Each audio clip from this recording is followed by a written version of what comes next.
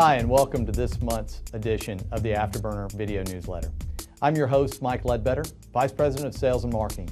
You'll notice we have a new look here in the studio, and we're excited to give you a sneak peek of what we have in store for you next year on our monthly broadcast.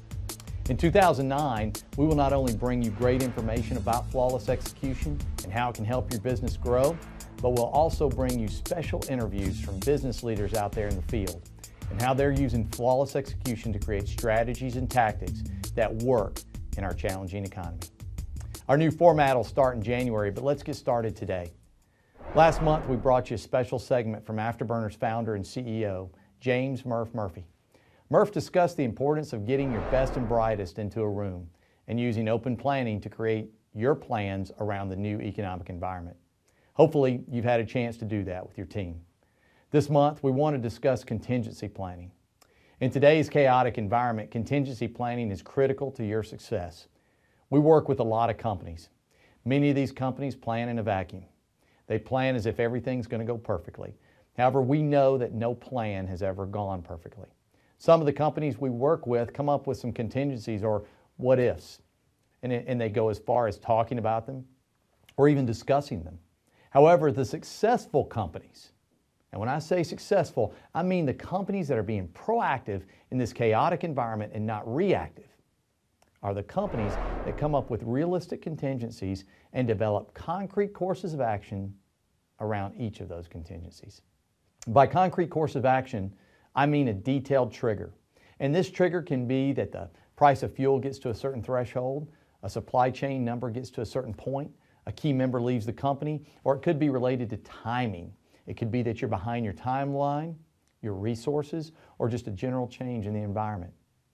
And whatever that trigger is, it will alert your team to initiate the course of action associated with that contingency. And that course of action needs to be as detailed as the original plan itself. So this month, think about your plans and your real-world contingencies. Are you prepared if they really happen? A great example of this hits very near and dear to my heart, and it involves a contingency plan here at Afterburner.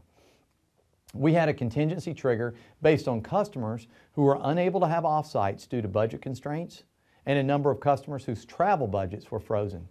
Those thresholds were met, and we initiated a course of action to still meet our customers' needs with their limited resources. The resulting product of this course of action is the online workshops. And in January, we will be offering a series of planning, briefing, and debriefing workshops in a facilitated online environment. This facilitated workshop will provide your team a great introduction to the powerful processes of flawless execution.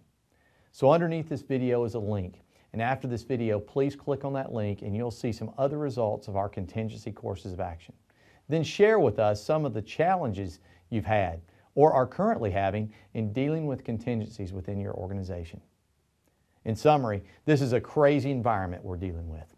However, through effective contingency planning, realistic triggers to alert your team, and finally a concrete, detailed course of action around those contingencies, your organization can navigate this tough environment through a proactive strategy versus just being reactive.